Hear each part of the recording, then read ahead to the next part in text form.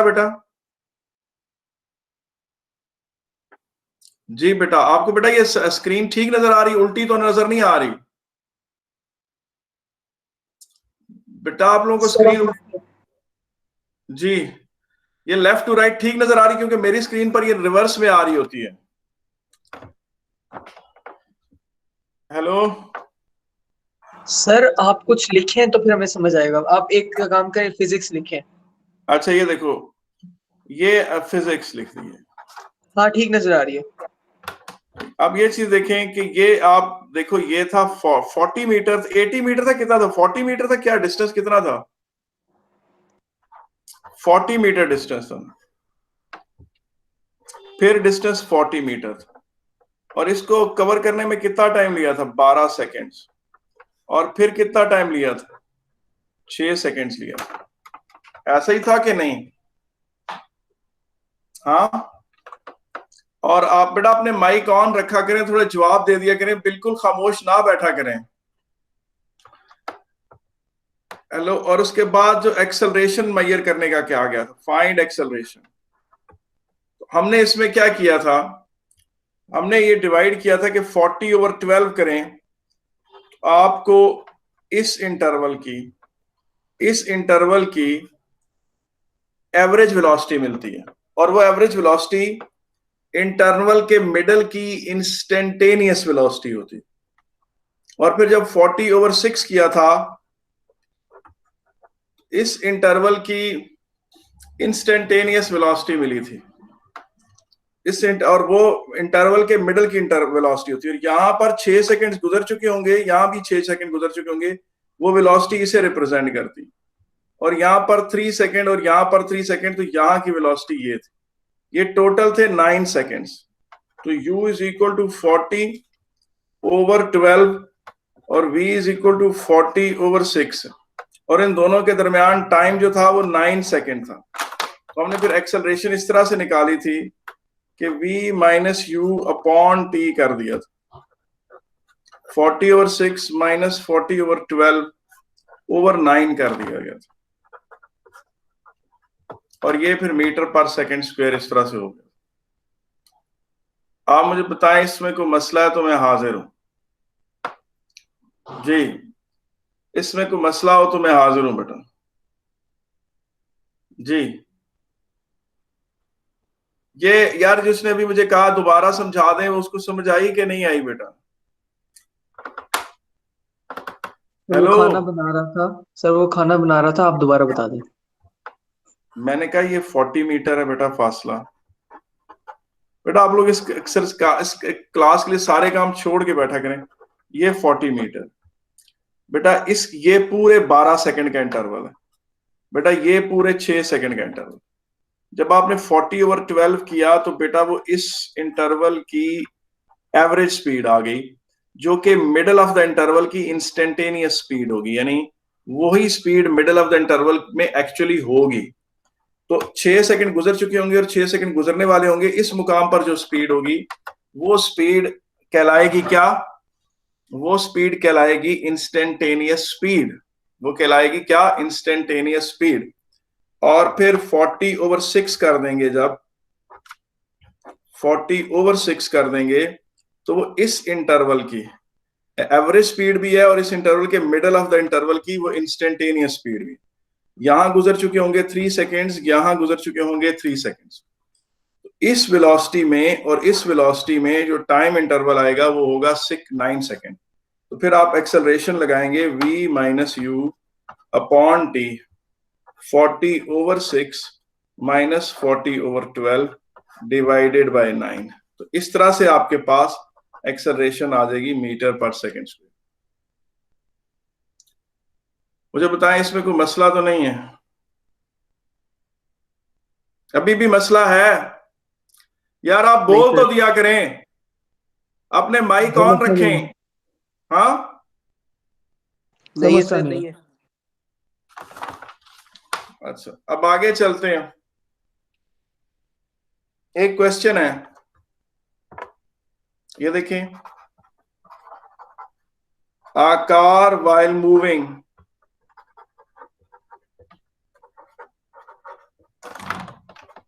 at 10 meter per second, applies brakes and comes to rest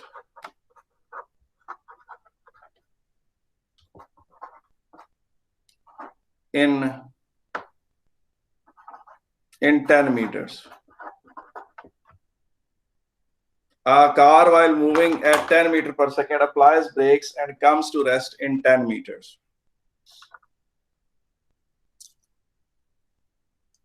What distance will it cover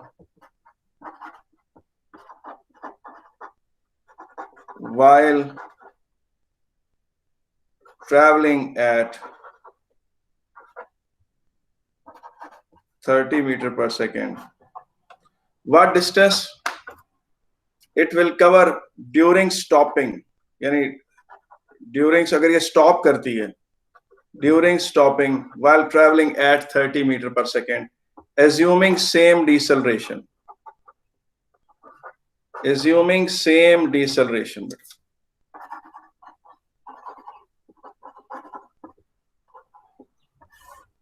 A car while moving at 10 meter per second applies brakes and comes to rest in 10 meter. What distance will it cover during stopping while traveling at 30 meter per second, assuming same deceleration? यानी ये चीज देखें कि वो कह रहा है कि वो जब 10 मीटर पर सेकेंड से ट्रेवल कर रही थी, उसने ब्रेक लगाई, वो रुक गई, और उसने रुकने में जो डिस्टेंस ट्रेवल किया वो 10 मीटर का था। कहता है अगर वो 30 मीटर पर सेकेंड से जा रही है और वो ब्रेक लगाती है और उसी डिसेलरेशन से रुकती है तो कितना डिस्टेंस होगा? आपके ख्याल में कितना डिस्टेंस होगा? 30 मीटर। अच्छा, अब मेरी बात गौर से सुनते जाइएगा, स्टेप वाइज मैं सारी बातें आपसे करने लगा। वो ये पहली सबसे पहली बात है बेटा, आज सुबह क्लास 10 पर ही थी ना, 11 पर तो नहीं थी ना? हेलो जी सर, आज वेंसडे है तो वेंसडे की टाइमिंग 10 ही है। 10 ठीक है। तो आज असल में आपकी क्लास में सिर्फ 9 स्टूडेंट्स है, तो आई वाज वंडरिंग कि बाकी किधर हैं? किसी के पास कोई इंफॉर्मेशन है कि नहीं है? यार मेरे ख्याल में कंप्यूटर की हो रही है। डाल दो। क्या सर हो सकता है कि कंप्यूटर की हो रही है उस टाइम। कंप्यूटर्स की जब उनकी होती है तो फिर उस वक्त हमारा फ्री होता है, उनकी 11 बजे कंप्यूटर्स। हाँ ना, तो मैंने तो इसीलिए आपके क्लास ही चेंज कराई थी कि उनकी कंप्यूटर्स के साथ क्लैश ना आए। अब स्टेप 1 देखें क्या है बेटा। स्टेप 1 ये है कि एक ये बॉडी है, ये यूं ट्रेवल करती है, इसकी इनिशियल स्पीड 10 है और इसकी फाइनल स्पीड 0। इसकी इनिशियल स्पीड 10 है, इसकी फाइनल स्पीड 0 है और इसका स्टॉपिंग डिस्टेंस 10 मीटर।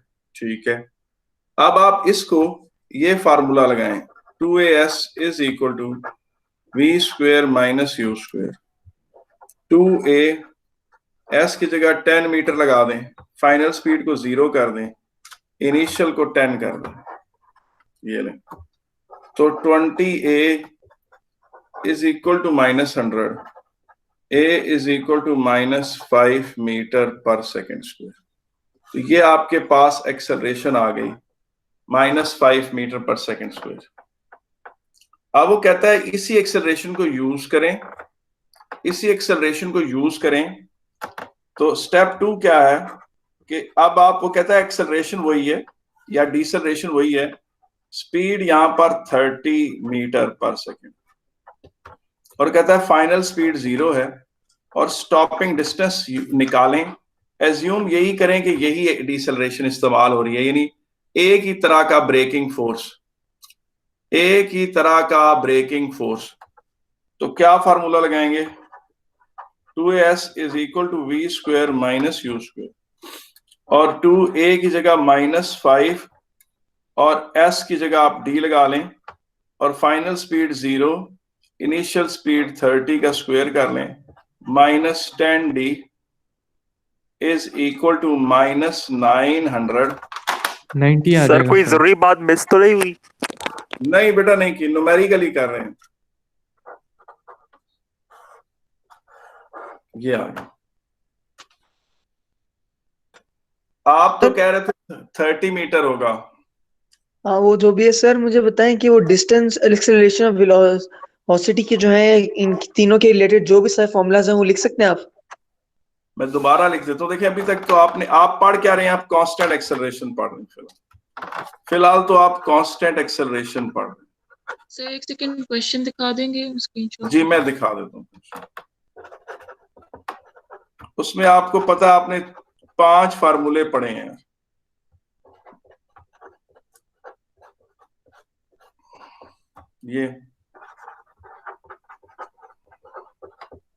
ये उसके बाद एक ये पढ़ा आपने।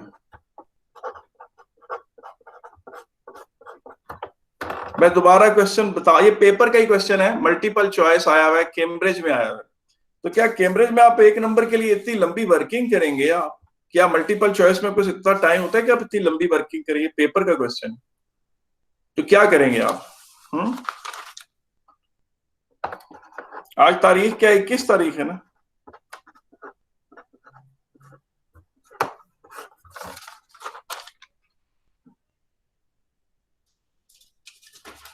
जी मैं ये क्वेश्चन दोबारा लिख देता हूं।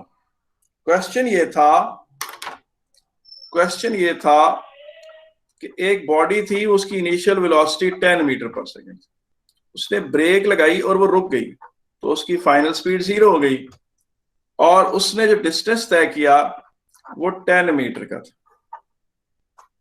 उसने जो डिस्टेंस तय किया वो 10 मीटर था। उसने कहा कि डिसेलरेशन कितनी है? हमने ये फार्मूला लगाया, 2as is equal to v square minus u square वाला फार्मूला लगाया। एक्स डिस्टेंस की जगह 10 मीटर पुट किया, फाइनल स्पीड की जगह 0, इनिशियल की जगह 10 स्क्वायर कर दी। 20a is equal to minus 100, a is equal to minus 5 metre per second. ये क्वेश्चन था। अब अगर फर्ज करें, साथ ही उसने ये कहा कि जनाब बात ये है कि साथ जो उसने बात इसके साथ जोड़ी वो ये थी कि अगर जो है, अगर इसकी स्पीड 30 मीटर पर सेकेंड, अगर इसकी स्पीड 30 मीटर पर सेकेंड हो और फाइनल स्पीड 0 हो, तो फिर उन्होंने कहा जी कि ये डिस्टेंस किसके बराबर होगा? ये डिस्टेंस किसके बराबर होगा? ये आपसे उसने क्वेश्चन पूछा है कि अब ये डिस्टेंस क्या होगा। और उसने कहा कि जो इस केस में उसने डिसेलरेशन यूज की थी वही डिसेलरेशन आपने इस्तेमाल करनी। तो हमने क्या किया, इस पे दोबारा वही फार्मूला लगाया। हमने क्या किया, इस पे वही फार्मूला लगाया। यूं एक्सेलरेशन जो -5 यहाँ आई थी वो यहाँ पुट कर दी, एस को डी डिक्लेयर कर दिया, डिस्टेंस 0 स्क्वायर माइनस 30 स्क्वायर, तो -10d is equal to -d, d is equal to 90 metre. तो stopping distance became equal to 90 metre.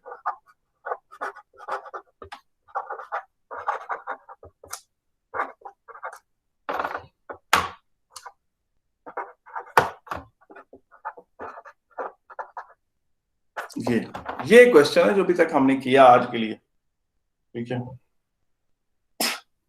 तो ये यार क्या आप इतनी लंबी वर्किंग करेंगे एक नंबर के लिए? पेपर में तो एक नंबर का जब क्वेश्चन आता है तो इतना लंबा, तो आपको इतनी लंबी वर्किंग तो आपको मुनासिब नहीं है करनी। तो फिर क्या करें जी? कोई मुझे बता सकता है कि मैं कोई टेक्निक लगाऊं, कोई शॉर्टकट लगाऊं? हाँ जी, कोई टेक्निक लगाऊं, कोई शॉर्टकट लगाऊं, तो वो देखिए वो क्या है, मैं क्या करूं वो मैं आपके सामने बताता हूं। सबसे पहली चीज ये कि आप मुझे बताएं कि y is equal to x square अगर हो, अगर मैं आपसे कहूं कि y is equal to x square है, तो मैं कहता हूं जी x को डबल करने से y पर क्या फर्क पड़ेगा? बेटा x को डबल कर देने से y पे क्या फर्क पड़ेगा? मुझे बता सकते हैं आपके नहीं? ये बात मैंने आपको पहले बताई हुई है, ये लेक्चर में अगर बेटा x को डबल करने से y 4 टाइम्स इंक्रीज। 4 टाइम्स कैसे? मैं आपको बता देता हूं। देखिए जब मैंने आपको कहा था कि x अगर 1 हो तो y की क्या वैल्यू होगी? y की वैल्यू होगी k इंटू 1 स्क्वेयर यानी k, और x अगर 2 हो तो y की वैल्यू क्या होगी? k into 2 square 4k। इसका मतलब x को डबल करने से y क्या हो गया जनाब? x को डबल करने से y जो है वो भी डबल हो गया, x को डबल करने से y भी डबल हो गया, तो सॉरी डबल नहीं हुआ, आई एम सॉरी, x को डबल करने से y क्या हो गया, x को डबल करने से y क्या हो गया, 4 टाइम्स बढ़ गया। ऐसा है कि नहीं है जी, सही है कि नहीं बेटा, जवाब दें। हेलो, ठीक है सर। अच्छा ठीक अब है। अगर आप x को ट्रिपल करें तो क्या होता है, y क्या होगा, 9 टाइम्स। 9 टाइम्स। ये बात ध्यान में रखनी कि अगर y इज इक्वल टू के एक्स स्क्वेयर है, y का x के साथ रिलेशन स्क्वेयर का है, अगर स्क्वेयर से रिलेट हो रही, x को डबल करने से, x को डबल करने से y जो है वो 4 टाइम्स इंक्रीज हो जाती, y 4y बन जाती, और x को ट्रिपल करने से y क्या बन जाती है, 9y बन जाती है। ऐसा है कि नहीं, अगर x 3x बन गया तो y 9y बन जाएगी। ये बात आपको याद है, पहले चैप्टर मैंने पढ़ाई थी आपको, और उस वक्त मैंने आपको कहा था कि जिस बंदे को ये बात आती है वो सुखी रहेगा, वो बड़ा फायदे में रहेगा। पूछें भला कैसे? ये देखें, जो ब्लैक बच्चे होते हैं ना, जिन्होंने ए ग्रेड लेना होता है, वो पहले दिन से ये चीज रट लेते हैं। ये देखें, ये यूं, अब अगर एक बॉडी है वो रुक रही है, और रुकते रुकते रुक गई है, बिल्कुल स्टॉप हो गई, और ये उसकी इनिशियल स्पीड थी, और फाइनल स्पीड उसकी 0 है, तो ये डिस्टेंस उसका क्या कहलाएगा जी, ये डिस्टेंस उसका क्या कहलाएगा, स्टॉपिंग डिस्टेंस कहलाएगा जी। ये डिस्टेंस क्या कहलाएगा, स्टॉपिंग डिस्टेंस कहलाएगा। ये डिस्टेंस क्या कहलाएगा, स्टॉपिंग डिस्टेंस कहलाएगा। ठीक है, ये डिस्टेंस स्टॉपिंग डिस्टेंस कहलाएगा। अब अगर ये डिस्टेंस स्टॉपिंग डिस्टेंस कहलाएगा तो आप ये चीज देखो कि 2a, s की जगह d पुट कर दो, फाइनल स्पीड को 0 कर दो, इनिशियल स्पीड यूं है, 2ad is equal to minus u square, d is equal to minus u square over 2a, d is equal to minus u square over 2a। इससे यार क्या चीज आपके सामने आ रही, आप इस नेगेटिव साइन और 2a को थोड़ी देर के लिए इग्नोर, कांस्टेंट समझें, तो आप देखें कि stopping distance directly proportional to the square of initial velocity. जो लायक बच्चे होते हैं ना, जिन्होंने ए ग्रेड लेना होता है, वो ये बात पहले दिन से जानते हैं कि जो स्टॉपिंग डिस्टेंस है वो proportional to the square of initial velocity. अब उससे क्या होगा, उन्हें पता है कि एक बॉडी अगर 10 मीटर पर सेकंड पे ट्रेवल करते हुए उसने ब्रेक मारी और 10 मीटर में रुक गई है, तो जब वो 20 मीटर पर सेकंड से जा रही होगी और वो ब्रेक मारेगी तो वो 40 मीटर में रुकेगी, 4 गुना बढ़ जाएगी ये वैल्यू। किस पे रुकेगी, 40 मीटर पे जाके रुकेगी। और अगर वो 30 मीटर पर सेकंड से जा रही थी और उसने ब्रेक लगाई तो वो 90 मीटर पे जाके रुकेगी।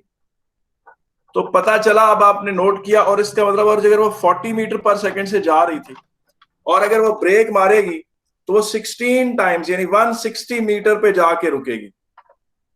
मैं अपनी सारी गुफ्तगू दोबारा करता हूं, मेरी बातें सारी गौर से दोबारा सुने। मैंने आज पीरियड जो शुरू किया है तो मैंने एक क्वेश्चन कौन सा कराया है और मैंने आर्गुमेंट क्या उठाई। मैंने आज एक मल्टीपल चॉइस क्वेश्चन उठाया। अच्छा, वो मल्टीपल चॉइस सिर्फ एक नहीं था, वो बड़ा इंपॉर्टेंट, वो जब डायनामिक्स पढ़ेंगे तो यही बात दोबारा भी करेंगे कि उसने क्वेश्चन ये दिया हुआ था, मल्टीपल क्वेश्चन था। उसने कहा 10 मीटर पर सेकंड पे एक बॉडी जा रही है, उसने ब्रेक लगाई है, वो रुक गई, और कहता रुकते हुए वो 10 मीटर का फासला तय किया उसने। ठीक है, फिर साथ ही उसने कहा अच्छा, अगर वो 30 मीटर पर सेकंड पे जा रही होती और ब्रेक लगाती और फिर रुकती तो कितना फासला तय करती, उसको मैं कैपिटल डी से डिनोट कर रहा हूं। ये क्वेश्चन था। अगर इसको एक नॉर्मल पैटर्न से करें तो इसके 2 स्टेप्स। पहला स्टेप ये है कि इंसान ये वाला फार्मूला लगाकर 2as is equal to v square minus u square वाला फार्मूला लगाकर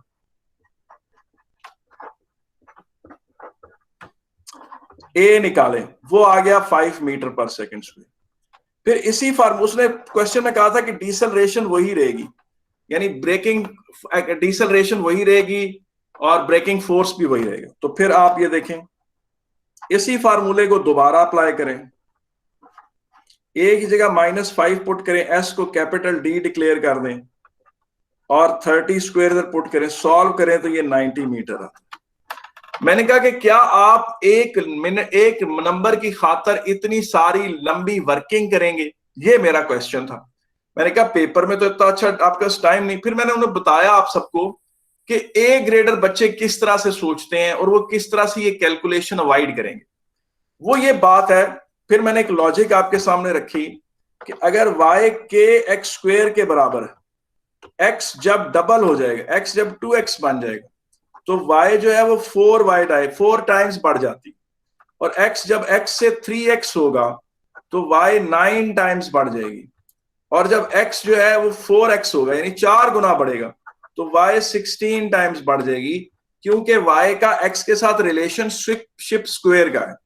इस बात को ध्यान में रखें। और मैंने कहा जो ए ग्रेड बच्चे हैं वो फ्रॉम द डे 1, बल्कि ओ लेवल से उनको ये बात याद होती है कि ओ लेवल से उनको पता होता है कि अगर फाइनल स्पीड 0 है तो ये फार्मूला यूं हो जाएगा, ये इसको बेशक कैपिटल डी कह दें या एस ही रहने दें, एस भी रह सकते हैं, एस भी रह सकते हैं, कैपिटल डी भी कह सकते हैं।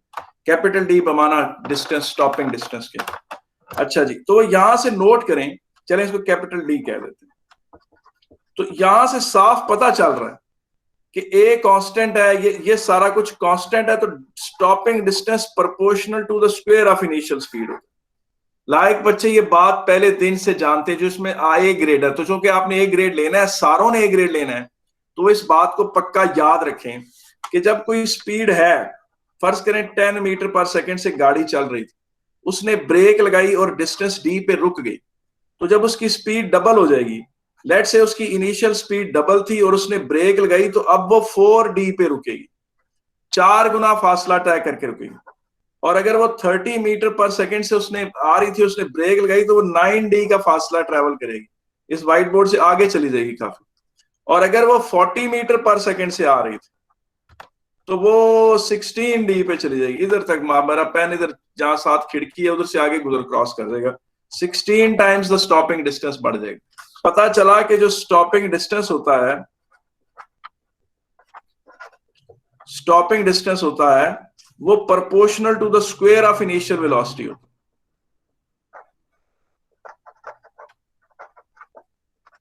वो proportional to the square of initial velocity होता है स्टॉपिंग डिस्टेंस, वो proportional to the square of initial velocity होता है। तो इससे ये बात पता चली कि जो लायक बच्चे हैं या जिन्होंने वो जब उनको पता चलेगा कि जो 10 मीटर पर सेकंड पे आती गाड़ी ने ब्रेक लगाई और 10 मीटर पे रुक गई, तो 30 मीटर पे जो गाड़ी आ रही होगी उसका डिस्टेंस क्या होगा, ये सिर्फ 3 टाइम्स ज्यादा बड़ी स्पीड है, तो स्टॉपिंग डिस्टेंस 9 टाइम्स बड़ा होगा। डायरेक्ट 9 × 10 मीटर करें, 90 मीटर करें। तो ये आपका तरीका होना चाहिए पेपर में, क्योंकि पेपर में आपके पास वक्त नहीं होता कि आप उसको वहां बैठ के कैलकुलेशंस करने लग जाएं और लंबी उसके ऊपर लंबी वर्किंग करें। तो बेटा ये आज हमने एक न्यूमेरिकल पेपर का किया है। आए इसी से मिलता जुलता एक क्वेश्चन आपके सामने और रखते हैं। ये जो मैंने आपको क्वेश्चन अभी कराया था, ये था जनाब जून 2003 का, और ये आपको बाकी पेपरों में भी मिलेगा, ऐसा नहीं कि सिर्फ उसी में ही आया है जी। अब देखिए यही क्वेश्चन दोबारा आता है और नवंबर 2010 में आ रहा है, अक्टूबर नवंबर 2010 में दोबारा यही क्वेश्चन आया है, लेकिन थोड़े से जरा फर्क के साथ। उसने कहा है कि जी एक ट्रेन है, वो जब जा रही होती है तो उसकी कोई इनिशियल स्पीड होती, वो ब्रेक लगाती है और वो डिस्टेंस x पे रुक जाती, वो ब्रेक लगाती है और वो डिस्टेंस x पे रुक जाती है। ये क्वेश्चन उसने दिया। उसने कहा कि अगर what will be minimum stopping distance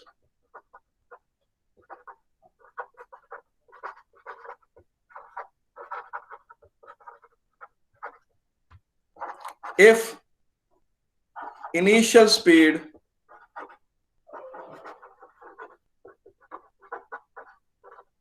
increases by 20%। अब आप नोट करें क्वेश्चन किस तरह पुट किया उसने। In order that a train can stop safely it will pass a signal showing a yellow light before it reaches a signal showing a red light. Drivers apply brake at yellow signal, and this results in a uniform deceleration to stop exactly at red signal. The distance between the red and the yellow signal is x. The distance between, okay ji, what must be the minimum distance between the lights if the train speed is increased by 20% without changing the deceleration of the train? Without changing the deceleration of the train. Train की deceleration को change किए बगैर आप कैसे करेंगे? ठीक है कि नहीं? तो वो मैं सर 1.2 का स्क्वायर लेंगे ना जी, बिल्कुल आपने सही पहचाना। देखें अब न्यू इनिशियल स्पीड क्या होगी। अच्छा, आप अगर नोट करें ना तो ये आपकी फिजिक्स का एग्जाम नहीं हो रहा, ये आपके मैथ के स्किल्स टेस्ट हो रहे हैं। और आप जब ये पूरा आगे पेपर्स करते रहेंगे, पास पेपर्स बार बार करते रहेंगे, तो आप देखेंगे कि आपको ये फैक्ट बार बार रियलाइज होगा कि ये हमारी फिजिक्स नहीं टेस्ट कर रहे, ये हमारा मैथ चेक कर रहे हैं। और जितने अच्छे आप मैथ में होंगे, आपका probability of scoring an A grade in AS A level physics high होगा। ठीक है कि नहीं है? अच्छा, न्यू इनिशियल स्पीड क्या होगी जी? पुरानी speed plus 20% of that speed, तो क्या होगा? u plus 20/100 into u plus 0.2u, u common ले लें, 1 प्लस 0.2, 1.2u। मुझे बताएं यहां तक ठीक है? जी, मुझे बताएं यहां तक ठीक है बेटा कि नहीं? जी, किसको नहीं समझ आई इनिशियल स्पीड की? अब बेटा ये इनिशियल स्पीड जब ये थी, ये बेटा जब इनिशियल स्पीड थी तो स्टॉपिंग डिस्टेंस किसके बराबर होगा?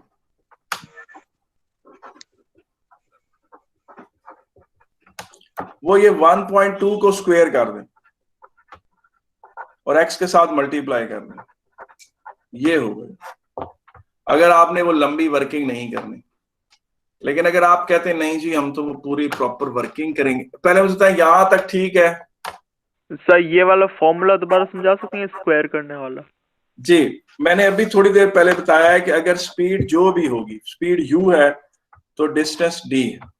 अगर स्पीड इनिशियल स्पीड 2d है तो स्टॉपिंग डिस्टेंस 4d होगा। अगर इनिशियल स्पीड 1.2u तो 1.2 का स्क्वायर क्या होता है? 1.44, तो स्टॉपिंग डिस्टेंस 1.44d होगा।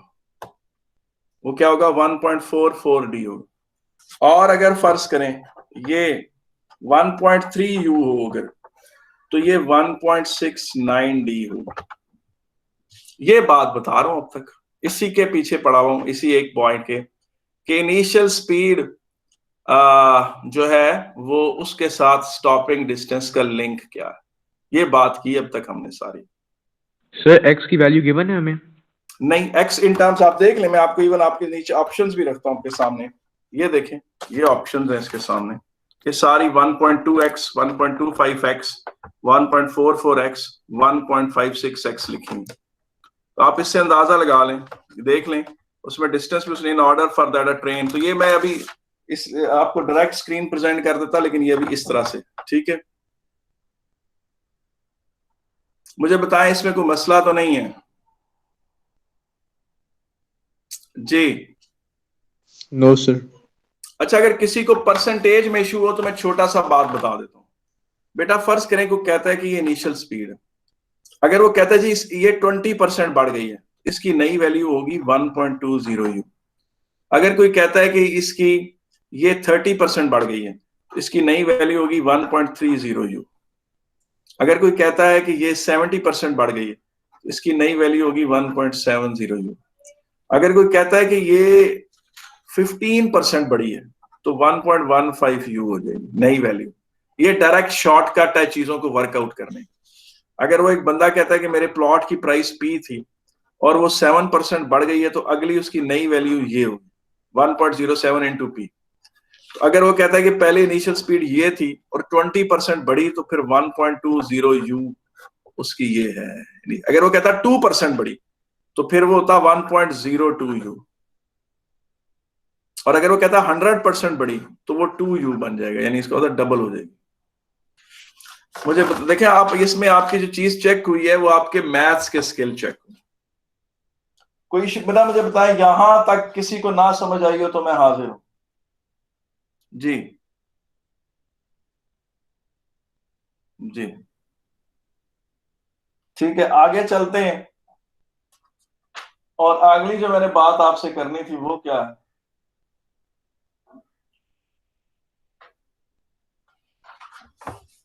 अच्छा जी, आगे एक बात है यार, कोई चीज आपको पता है ऊपर से जब नीचे गिरती है, प्लैनेट अर्थ पर कोई चीज ऊपर से नीचे गिरती है, तो यार उसकी डाउनवर्ड एक्सेलरेशन क्या होती है? किसी को पता है कि नहीं?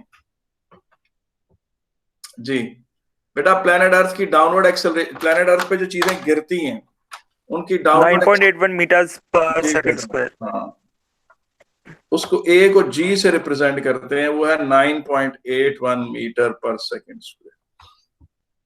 ठीक है ना? और इसकी कंडीशंस क्या है? स्मॉल हाइट्स होनी चाहिए। स्मॉल हाइट कितनी? स्मॉल 2000 मीटर तक चलेगी।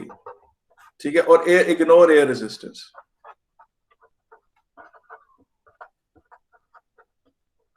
एयर रेजिस्टेंस का फैक्ट इग्नोर करना है। अगर एयर रेजिस्टेंस का फैक्ट ना हो तो बॉडी जो है नीचे की तरफ कांस्टेंट एक्सेलरेशन से गिरती है for small Heights.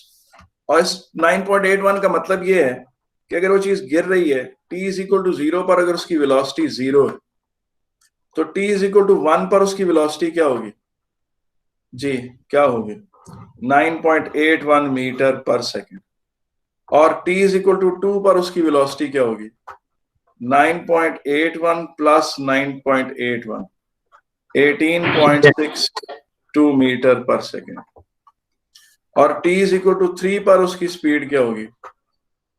18.62 plus 9.81 metre per second.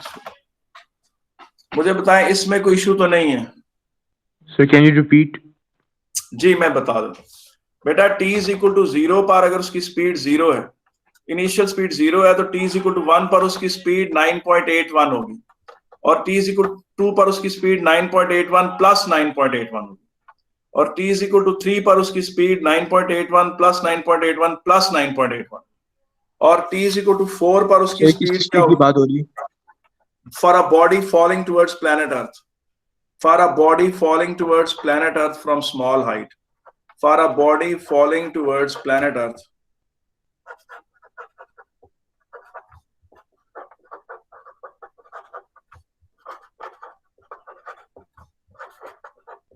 from small heights। Small height से मुराद ये है कि कम से कम 1000-2000 मीटर तक, बहुत बड़ी नहीं, ये नहीं कि सेवरल 1000 किलोमीटर से नीचे गिर रही हो, उसकी बात नहीं कर। तो अब ये मुझे बताएं, ये इसका मतलब है, इसे कहते हैं कि bodies fall with constant acceleration. ठीक है, आप देखें जिस तरह मून पर एक्सेलरेशन ड्यू टू ग्रेविटी जो है वो पूछें क्या है? 1.6 metre per second square. It's almost 1/6 of the gravity that we have on earth. ठीक है कि नहीं? अब इससे क्या होगा? इससे क्या चीज बनेगी? इससे ये चीज बनेगी कि जनाब मून से कोई चीज नीचे गिर रही है, मून पे आपने कोई चीज छोड़ी है, तो t इज इक्वल टू 0 पर अगर उसकी स्पीड 0 है, तो जब वो t इज इक्वल टू 1 पे पहुंचेगा तो उसकी स्पीड 1.6 मीटर पर सेकेंड हो जाएगी। t इज इक्वल टू 2 पर उसकी स्पीड होगी 1.6 प्लस 1.6 यानी 3.2 मीटर पर सेकेंड। और t इज इक्वल टू 3 पर उसकी स्पीड होगी 3.2 प्लस 1.6 4.8 मीटर पर सेकेंड। और t इज इक्वल टू 4 पे, मून के ऊपर बात कर रहा हूं, उसकी स्पीड हो चुकी होगी 4.8 प्लस 1.6, तो वो बनती है 6.4 मीटर पर सेकेंड। तो मून पर तो चीजें ज्यादा कांस्टेंट अच्छे तरीके से नीचे की तरफ गिरेंगी। मून पर तो कांस्टेंट स्मॉल हाइट ना हो तो कोई फर्क पड़ता है? क्या क्या दोबारा बोले क्या? सर आपने स्मॉल हाइट का बोला था ना, ये तो अगर लार्ज हाइट हो तो फिर फर्क पड़ेगा कुछ? जी फर्क पड़ता है बेटा। लार्ज हाइट ये होती है, ये प्लेनेट अर्थ है ना, ये इसका डिस्टेंस ये है जी 6400 किलोमीटर। तो जब आप इससे 6400 किलोमीटर ही दूर चले जाएं, यानी equal to the radius of earth चले जाए, यानी ये प्लैनेट अर्थ है, ये इसका रेडियस आर है, रेडियस आर ही ऊपर चले जाए तो वहां एक्सेलरेशन ड्यू टू ग्रेविटी 9.81 नहीं होती, वहां वो होती है रफली 2.25 मीटर पर सेकेंड स्क्वायर होती है। तो अगर आप प्लैनेट, ये प्लैनेट अर्थ है, इसका जो ये रेडियस है ये है जनाब 6400 किलोमीटर, 6400 किलोमीटर रेडियस है इसका। इतना ही रेडियस 6400 किलोमीटर आप ऊपर चले जाएं, वहां आप किसी बॉडी को छोड़ेंगे t = 1 पर, तो जो t = 1 पर, जब t = 0 पर अगर उसकी स्पीड 0 है तो t = 1 पर उसकी स्पीड होगी 2.25 मीटर पर सेकेंड, और t = 2 पर उसकी स्पीड होगी t = 25 प्लस 2.25, यानी वहां पर एक्सेलरेशन ड्यू टू ग्रेविटी काफी कम हो जाती है, ठीक है ना, ऑलमोस्ट 1/4 हो जाती है। हम जो बात कर रहे हैं कि प्लैनेट अर्थ की सरफेस ये है और ये हाइट आप ले लें तकरीबन 2 किलोमीटर, आपको पता है 2 किलोमीटर या 2000 मीटर जो है वो रफ 6400 किलोमीटर के मुकाबले में कुछ भी नहीं है। इस पूरे रीजन में आप एक्सेलरेशन ड्यू टू ग्रेविटी को safely 9.81 metre per second square assume कर सकते हैं, ठीक है कि नहीं। तो आप उसमें आप एज्यूम कर सकते हैं कि वो कैलकुलेशन कांस्टेंट एक्सेलरेशन से नीचे गिर रहा है, आप कह सकते हैं कि वो कांस्टेंट एक्सेलरेशन से नीचे गिर रहा है, ठीक है ना। मजे की बात आपको थोड़ा सा इंटरेस्टिंग बताऊं कि सन की सरफेस पे acceleration due to gravity 276 metre per second square. इसका मतलब है कि अगर आप ये सन की बर्निंग सरफेस है, इसके ऊपर आप कुछ ऑब्जेक्ट नीचे गिराते हैं तो t = 0 पर अगर उसकी स्पीड 0 है तो t = 1 पे उसकी स्पीड होगी 276 मीटर पर सेकेंड, ये रफली 800 या 900 किलोमीटर पर आवर होती है। ये वो स्पीड है जिससे एक बोइंग जहाज अमूमन उड़ रहा होता है, वह बोइंग जहाज इससे सरासर तेज उड़ रहा होता है, लेकिन रफली यही स्पीड होती है उसकी। और t = 2 पे उसकी स्पीड होगी 276 प्लस 276। इंसान तो इतनी स्पीड से ही मर जाए, अगर सन एक बर्निंग स्टार ना होता तब भी अगर इंसान को उसकी सरफेस से फ्यू किलोमीटर ऊपर छोड़ देते तो रैपिड एक्सेलरेशन से ही इंसान मर जाता, क्योंकि एक सेकंड में ही आपकी स्पीड 276 और अगले सेकंड आपकी स्पीड 276 प्लस 276 और उससे अगले सेकंड आपकी स्पीड 276 प्लस 276 प्लस 276 होती। इतनी इनक्रेडिबल एक्सेलरेशन से ही इंसान की डेथ हो जाती। अब जब कोई बॉडी ऊपर से नीचे गिर रही होती है तो हम एज्यूम कर सकते हैं, अगर हम एयर रेजिस्टेंस को अगर इग्नोर कर दें, ये देखें,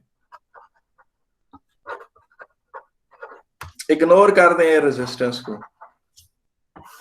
अगर आप एयर रेजिस्टेंस को इग्नोर कर दें तो उसकी एक्सेलरेशन डाउनवर्ड कांस्टेंट है 9.81 मीटर पर सेकेंड स्क्वायर, ठीक है ना। उसकी एक्सेलरेशन डाउनवर्ड क्या है, 9.81 मीटर पर सेकेंड स्क्वायर है, वो कांस्टेंट है। तो आप इसको एक है ये एक्सेलरेशन ही, लेकिन इसको सिंबल जी से भी रिप्रेजेंट करते हैं। तो जो वही फार्मूला है ना आपका ये वाला, ये थोड़ा सा आप बेशक ऐसे लिख लें, यूं, इसमें एक ही जगह आपने जी डाल दिया ताकि आप बताना चाह रहे हैं कि एक्सेलरेशन ड्यू टू ग्रेविटी की बात करें। S = ut half at square है, इसको आप S = ut plus half gt square कह सकते हैं। लोग S को भी रिप्रेजेंट कर देते हैं, रिप्लेस कर देते हैं H से, बताते हैं, सिग्निफाई करते हैं कि हाइट की बात कर रहे हैं। और अगर आप किसी चीज को वैसे छोड़ दें नीचे गिरने के लिए तो इनिशियल स्पीड जो कि उसकी 0 होगी तो वो फार्मूला और फर्दर मॉडिफाई हो जाएगा, हाइट = 1/2 gt स्क्वायर, ठीक है कि नहीं। इसी तरीके फार्मूला है एक, इसी तरह से 2as = v square minus u square, लोग इसको 2gh कह देते हैं। एक एक्सेलरेशन जब ऊपर से कुछ चीज नीचे गिर रही है, x की जगह h डाल देते हैं और यूं फार्मूला बना लेते हैं। और अगर इनिशियल स्पीड 0 हो तो यही फार्मूला यूं मॉडिफाई हो जाएगा। तो आप मुख्तलिफ तरीकों से इसको आप सर h क्या है? h हाइट डिस्टेंस फॉलन, जो ऊपर से कोई चीज नीचे गिरे तो वो डिस्टेंस फॉलन। अच्छा बेटा, मैंने आपका लिंक फिक्स कर दिया है, वो आपने वही लिंक इस्तेमाल करके अपलोड आ जाया करना, ठीक है कि नहीं। तो ये आपका बेटा, यहां पर मैं अपने लेक्चर को खत्म करता हूं ताकि अगली क्लास के लिए माहौल बनाया जा सके। 5 मिनट पहले खत्म कर रहा हूं। आप में से किसी ने कुछ पूछना है तो मैं हाजिर हूँ। सर मैंने एक चीज सर- पूछनी है। जी जी। सर आपने बोला था कि जब वो एक चीज यानी कि जैसे एक हाइट से अगर नीचे गिर रही हो तो एक्सेलरेशन ड्यू टू ग्रेविटी की वजह से उसकी वेलोसिटी इंक्रीज कर रही होगी, है ना? हाँ अभी लेकिन समझे बताइए। अगर बहुत ही बड़े डिस्टेंस से गिर रही है तो इवेंचुअली हाँ। एयर रेजिस्टेंस की वजह से उसकी स्पीड इवेंचुअली कांस्टेंट नहीं हो जाएगी क्या? बेटा अभी हमने आज जो सारी बातें की हैं वो इग्नोरिंग एयर रेजिस्टेंस की, हमने वो गुफ्तगू की ही नहीं। लेकिन हमने मैं पूछ रहा हूँ एयर रेजिस्टेंस के साथ आगे होगी। आ रही है वो, आप जो बात कर रहे हैं वो दबा कर आएगी, आप फिक्र ना करें, उसका अपना एक सेपरेट चैप्टर है, इतनी डिटेल में आएगी, वाह। हम उसको फिलहाल डिस्कस नहीं कर रहे, ठीक है कि नहीं? ओके सर जी सर इस चैप्टर के आप नोट्स देंगे हमें? जी बिल्कुल बिल्कुल बिल्कुल। मैं सॉरी कि मैं लेट हो रहा हूँ अपने वादों में, लेकिन मैं पूरे वादे मैं बिल्कुल करूंगा। सर सर मेरा भी आप एक सवाल काम है। करें सर उसमें डिस्कस से इसके पहले पास दे दें। पेपर के सर उसमें इसके पास पेपर के क्वेश्चंस होंगे जिस तरह आपने पहले दिए थे वर्कशीट में क्वेश्चन? जी